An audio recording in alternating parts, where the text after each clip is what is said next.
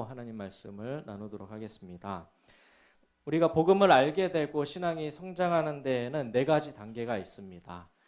오늘 읽으신 본문에는 세 가지 단계가 나타나고 있지만 그 앞에 한 가지 단계를 추가해서 네 가지 단계로 설명할 수가 있습니다. 첫 번째는 전은혜 단계이고, 두 번째는 어린아이 신앙, 그리고 청년의 신앙, 그리고 아비의 신앙, 이렇게 네 가지 단계로 나눠볼 수가 있습니다. 전은혜의 단계는 하나님께서 살아계시구나 하는 것을 아는 단계입니다. 하나님을 인식하고 체험하는 단계이죠.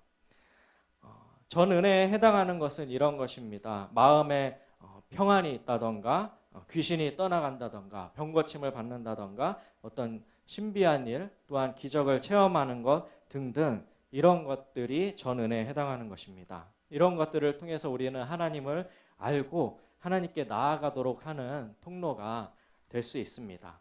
하지만 하나님을 인식한다고 해서 그것이 구원은 아닙니다. 귀신도 하나님께서 살아계시다는 것은 알고 하나님께서 한 분이심을 안다고 하였습니다. 야고보서 2장 19절 말씀에 내가 하나님은 한 분이신 줄을 믿느냐? 잘 아는도다. 귀신들도 믿고 떠느니라 라고 말씀하고 있습니다. 전은혜의 단계에 해당하는 이런 것들은 구원받은 사람이 아니더라도 또 그리스도인이 아니더라도 경험할 수 있는 것이었죠. 사도행전에 보면은 사마리아 성의 시몬이라고 하는 마술사가 나옵니다. 이 사람들은 마술을 행하여서 사마리아 사람들을 크게 놀라게 했습니다. 사마리아 사람들은 마술사 시몬이 행하는 일을 보고 이 사람은 하나님의 큰 능력을 행하는 사람이다 라고 생각을 했습니다. 그런데 사람들이 볼 때에는 그가 신비한 일을 행하고 기적을 행하니까 하나님의 능력을 받은 사람이라고 생각했지만 사도들이 보기에는 그는 망할 사람이었고 하나님과 전혀 관계가 없는 사람이었습니다.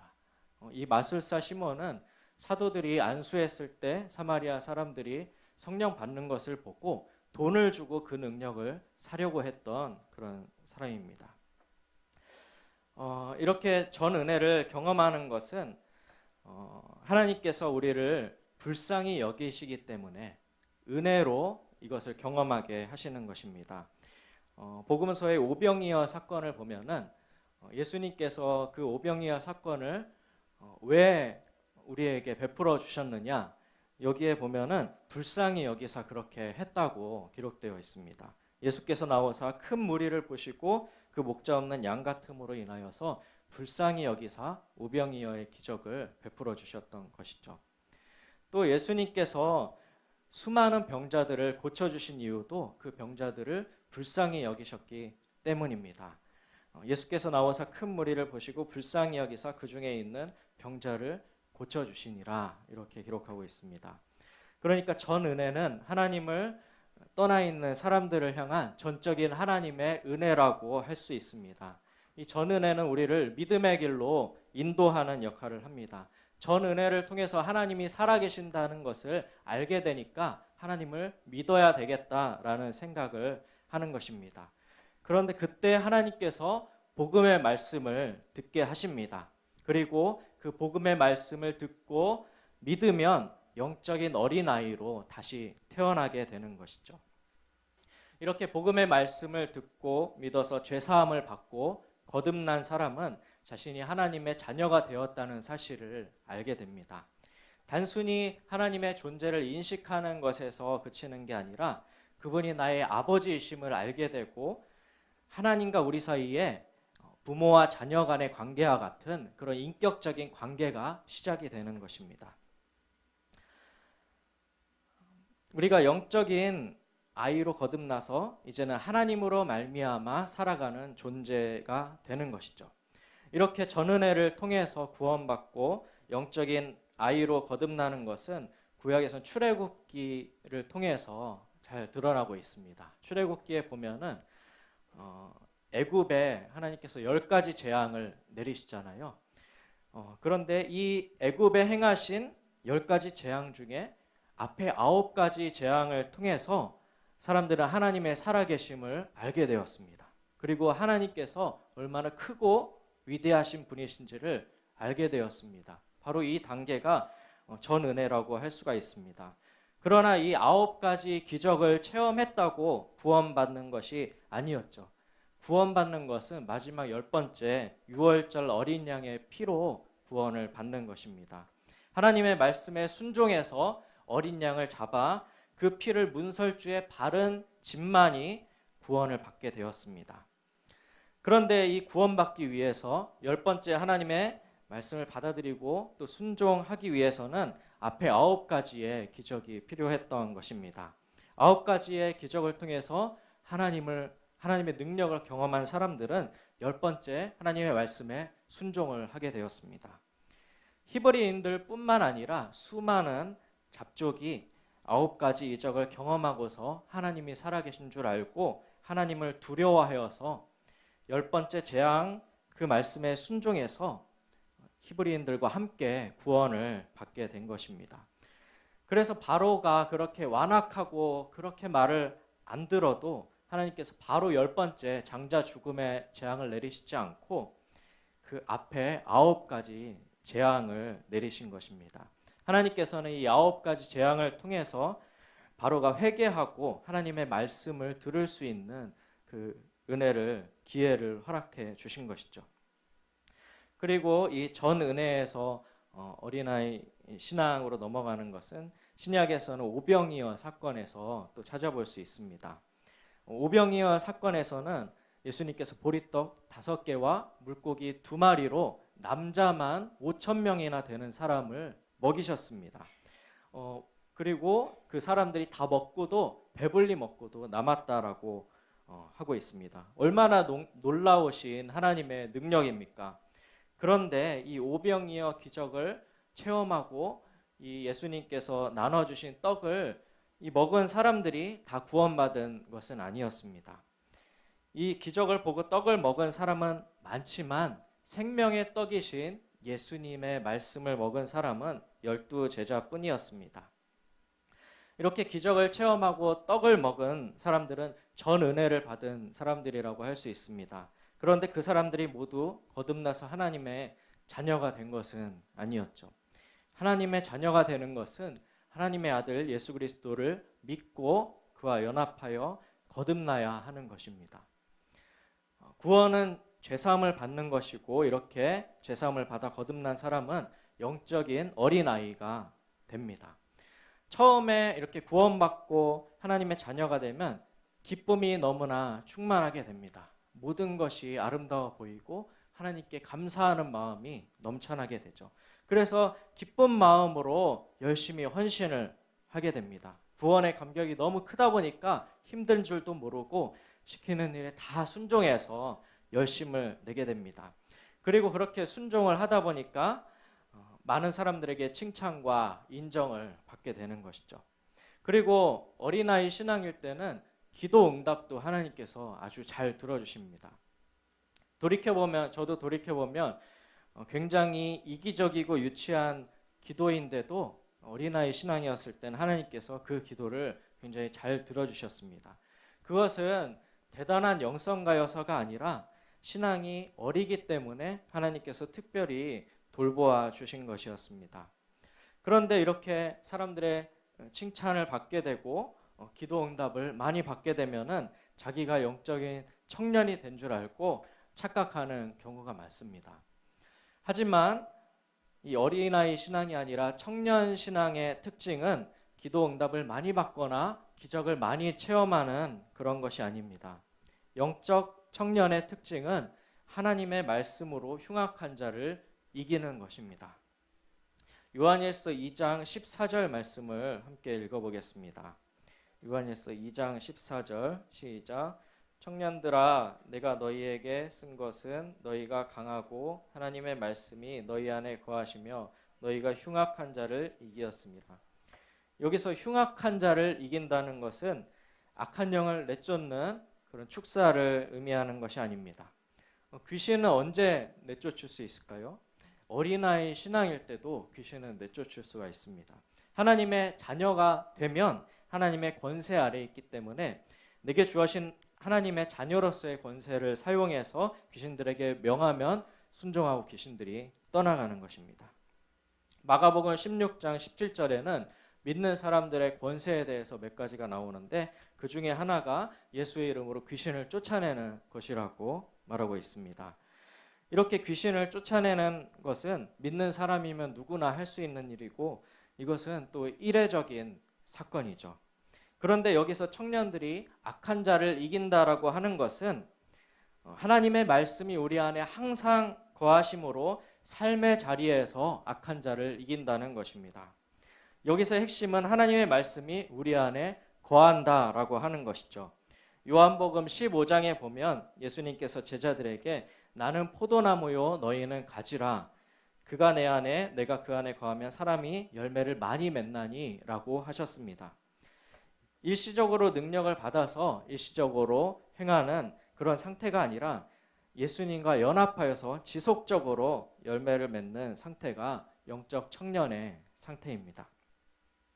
일시적으로 귀신을 내쫓거나 기적을 체험한 이런 사람도 삶의 자리인 직장이나 가정에서 악한 상사나 가족이 있으면은 이기기가 굉장히 힘듭니다.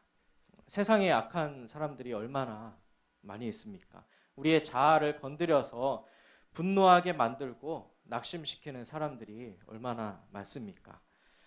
직장 상사뿐만 아니라 가장 가까운 우리 가족들도 우리 안에 있는 분노와 악한 감정들을 이끌어내는 일이 아주 일상다반사입니다. 그런데 이렇게 삶의 자리에서 직장에서 가정에서 사회에서 악한 자를 이기는 것은 어린아이의 신앙으로는 할 수 없는 일입니다. 이것은 광야 훈련을 통해서 하나님의 말씀이 항상 우리 안에 거하는 영적 청년으로 자라가야 이길 수 있는 것입니다. 박힌모 선교사님이 예전에 사경회 때 말씀을 전해주실 때 이런 말씀을 하셨습니다. 웬만한 목회자들과 선교사들의 80에서 90%는 다 어린아이 신앙이다 라고 그렇게 말씀을 하셨습니다. 그런데 저의 경우를 봐도 그렇고 주변의 사역자들을 봤을 때 정말 맞는 일인 것 같아요. 정확한 퍼센트는 모르겠지만 많은 사역자들도 어린아이의 신앙에 머물러 있는 것을 보게 됩니다. 이렇게 귀신을 쫓아내고 기적을 행하고 대형교회를 세우는 그런 놀라운 능력을 행한 그런 사역의 열매를 맺은 사역자들이 삶의 문제에서는 쉽게 넘어지는 것을 볼 수 있습니다. 성 문제로 넘어지고 돈 문제 또 관계 문제로 많이 넘어지는 것을 볼 수 있습니다. 왜 그럴까요? 그것은 그 사역자가 아직 어린아이 신앙에 머물고 있거나 실제로는 예수님과 관계없는 사역자일 수도 있습니다. 마술사 시몬처럼 말이죠. 만약에 어떤 사역자가 어떤 엄청난 영적인 역사가 일어나는 집회를 한 후에 자기 삶의 자리에 돌아와서 넘어지지 않는다라고 하면은 그 사람은 성숙한 사역자라고 할 수 있을 것입니다. 우리가 삶의 문제를 다루기보다 이렇게 신비한 어떤 영적인 체험만을 중요시하면 어린아이의 신앙에서 더 자라갈 수가 없습니다. 청년 신앙이 되는 포인트는 얼마나 영적인 체험이 많은가에 달려있지 않고 얼마나 자기 부인을 할 수 있는가에 달려 있습니다. 자기 부인은 나의 옛사람이 예수님과 함께 십자가에 못 박히는 것이죠. 사단의 모든 공격은 우리의 자아를 통해서 이루어집니다. 그런데 십자가에서 자아가 처리된 사람은 악한 자를 우리의 실생활에서 이겨낼 수가 있는 것입니다. 내가 예수님과 함께 십자가에 못 박혔고 내 안에 그리스도께서 사신다는 그 말씀이 삶의 자리에서 실제가 되어야지 청년의 신앙이라고 할 수가 있습니다. 네 번째는 아비의 신앙입니다. 아비의 신앙의 특징은 태초부터 계신 이를 안다라고 하였습니다. 요한 서신에서 태초라고 하는 것은 창조 때를 얘기하는 것이 아니라 창세 전을 말하는 것이죠. 그래서 태초부터 계신 이를 안다는 것은 만물 위에 계신 영원하시고 초월에 계시는 하나님을 안다는 것입니다. 그렇기 때문에 아비신앙은 자기 부인의 차원을 넘어서게 됩니다.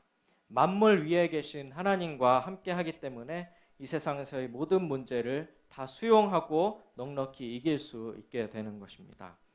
그래서 아비신앙은 마귀가 그를 건들지도 못하게 됩니다. 왜냐하면 자신의 자아가 십자가에서 이미 다 처리되었고 그가 사는 것은 오직 예수 그리스도를 믿는 믿음 안에서 하나님께 영광 돌리기 위해 사는 것이기 때문입니다. 사도행전의 사도들의 모습을 보면은 그 사도들은 자기 부인의 싸움이 없습니다. 이 사도들은 이미 자기가 죽어서 사단이 자아를 통해서 사도들을 공격할 수가 없었습니다. 이런 사람들은 악한 사람과 싸우는 것이 아니라 하나님 보좌 우편의 통치자의 자리로 올라가게 되는 것입니다. 바울 서신을 잘 읽어보면 바울의 관심은 악한 자와 싸우는 데 있지 않습니다. 물론 신앙이 어린 사람들을 위해서 악한 자와 싸우는 방법에 대해서 얘기하고 있기는 하지만 사실 바울의 개인적인 관심은 어떻게 하면 아버지의 영광에 참여할 수 있을까라고 하는 것이었습니다. 골로새서 3장 1절에 바울은 이렇게 말하고 있습니다. 위의 것을 찾으라 거기는 그리스도께서 하나님 우편에 앉아 계시느니라 라고 바울이 말하고 있습니다. 그래서 사도 바울은 항상 하나님의 영광을 바라보고 하나님 보좌 우편의 통치자의 위치에 있었기 때문에 이 실생활에 매여 있을 필요가 없었습니다. 그래서 감옥 안에 갇혀서도 찬송하리로다 하면서 은혜의 영광을 찬송하게 되고 또한 감옥 밖에 있는 사람들에게 너희는 항상 기뻐하라 감사하라 라고 도전을 할 수가 있었던 것입니다. 청년의 신앙일 때는 아직 자기 부인의 싸움이 진행 중입니다. 그래서 치열하게 싸우고 때로는 악한 자에게 져서 넘어질 때도 있죠. 그런데 아비의 신앙은 그 싸움을 넘어섭니다. 아비들은 하나님 보좌 우편에서 예수님과 연합되고 하나님과 영생의 교제를 누리면서 살게 됩니다. 그런데 예수님께서 제자들에게 원하셨던 모습도 바로 이 아비와 같은 모습이셨습니다. 요한복음 17장에 예수님께서 제자들을 놓고 기도하실 때 이렇게 기도하셨습니다. 아버지여 내게 주신 자도 나 있는 곳에 나와 함께 있어 아버지께서 창세전부터 나를 사랑하심으로 내게 주신 나의 영광을 그들로 보게 하시기를 원하옵나이다 라고 기도하고 있습니다. 그래서 영적인 아비들은 사역이 잘 되고 안 되는 것이나 또한 기적이 일어나는 것에 관심이 있는 것이 아니라 만물 위의 하나님과 아들의 영생의 교제에 참여하는 데에 관심이 있습니다. 그리고 이미 자기 부인이 되었기 때문에 자기와의 싸움에 많은 시간을 보내지 않고 영적인 아이들과 또 청년들을 위해서 자기를 내어주는 삶을 살아가게 되는 것이죠. 예수님과 같이 연약한 이들 또한 죄인들을 위해서 자신의 삶을 내어주게 되는 것입니다. 그런데 본문에는 이 모든 단계들이 복수형으로 쓰여져 있는 것을 보게 됩니다. 자녀들아, 청년들아, 아비들아라고 모두 복수형으로 말하고 있습니다. 이렇게 교회 안에는 어린 아이들도 있고 청년들도 있고 아비들도 있는 것이죠. 그리고 이 모든 단계들이 다 함께 어울러 있는 것이 건강한 교회의 모습일 것입니다. 영적인 어린 아이가 있어야 영적인 아비들의 성장도 있는 것입니다. 그래서 믿음이 연약한 지체들을 무시하면 안 됩니다. 아유 저렇게 힘들어가지고 내 속만 썩이고 라고 하면서 나를 힘들게 하는 그 영적으로 어린 그 사람 때문에 내가 아비의 신앙으로 성숙해 갈 수가 있는 것입니다. 우리는 다 영적인 아비로 성숙해 가기를 소망해야 합니다. 왜냐하면 예수님께서 우리를 보시면서 그것을 소망하고 계시기 때문입니다.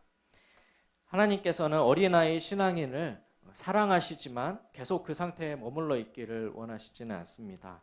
자녀가 계속 안전하기를 바라는 부모가 어디 있겠습니까? 그래서 하나님께서는 우리의 영적 성장을 위해서 어린아이일 때는 젖을 주시지만 항상 젖만 주시는 것은 아닙니다. 물론 어린아이들은 젖을 먹어야죠. 그리고 부드러운 음식을 먹어야 합니다. 부드러운 음식이라는 것은 위로해 주는 말씀, 잘 되라고 하는 말씀, 힘을 주는 그런 말씀을 의미합니다. 청년이나 아비들도 때로는 이렇게 부드러운 음식이 필요할 때가 있죠. 언제입니까? 아플 때 그렇습니다. 몸이 아파서 누워있는 사람한테 너 어른이 돼서 왜 이런 것도 못 먹어 하면서 단단한 음식을 주면 안 됩니다. 교역자들 또 사모님들, 셀 리더들, 이렇게 리더들도 때로는 지치고 아플 때가 있죠. 이렇게 열심히 헌신하다가 지쳐있는 그 힘들어있는 사람에게 아유 실망이야 뭐 이런 거 가지고 힘들어하고 그래 리더가 뭐 저래 라고 그런 말을 하면은 그 사람을 죽이는 것입니다. 하지만 영적인 청년과 아비들도 때로는 부드러운 음식을 먹지만 대체로 장성하기 위해서 단단한 음식을 먹어야 됩니다. 또한 쓴 음식을 먹어야 되는 것이죠. 단단한 음식이란 자기를 부인하도록 하는 그런 음식, 말씀을 말합니다. 때로는 듣기 싫고 거북하지만 진리의 말씀을 우리가 들어야 되는 것이죠. 그래서 우리가 그 단단한 음식을 먹었을 때 악한 자를 이기고 고난을 이겨낼 수 있는 그런 장성한 사람으로 성장해 가는 것입니다. 우리의 신앙의 단계를 한번 점검해 봤으면 좋겠습니다. 만약에 내가 어린아이의 신앙이다. 그러면 우리가 어떤 태도를 가져야 될까요? 어린아이의 신앙인이 가져야 될 태도는 겸손함입니다.